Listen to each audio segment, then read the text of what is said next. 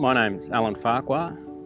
This is our farm at Belmunda near Mount Dukes, just outside of Mackay. We've owned this property since about '95. The fourth generation grower.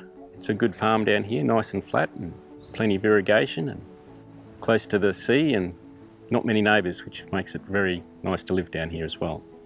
The project was initially suggested to me by a MAPS officer. I thought it sounded like a good idea, so I made contact with pharmacists, and then Shay got in touch and it's gone on from there. Alan is a really progressive farmer. They've adopted techniques such as controlled traffic and minimum till and some legume fallow crops for a number of years now. So working with Alan, we really had to focus on the things that were going to make the biggest difference for this farm. The first year Shay did a complete analysis of our soil tests over many years and then came back with fertiliser recommendations for each block. The nutrient management plan was helpful because it gave me a different perspective on how I could manage the property, particularly the intricacies of different blends for each paddock.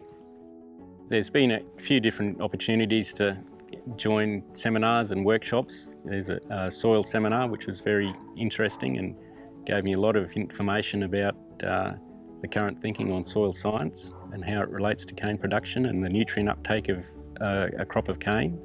Going to those soils workshops and having like an expert soil scientist sort of validating what's being said on the ground really helps us in our recommendations, and also for the growers to accept what we're sort of recommending and giving them that deeper knowledge of why we're recommending these application rates.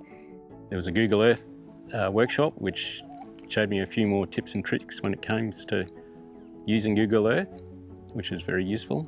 The Google Earth trainings was useful as we give each grower a USB, and on that's all their farm data. We put yield maps on there, locating of their soil samples, any EC mapping that they've done, and also their actual nutrient management plan. So all the details can be saved into Google Earth, and then they can add to that program things like hydrant locations.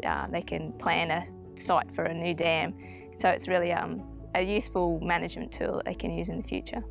In addition, as part of the pharmacist package, I got a few more GDOTs for my irrigation system. So that tells me a lot more about my soil moisture profile.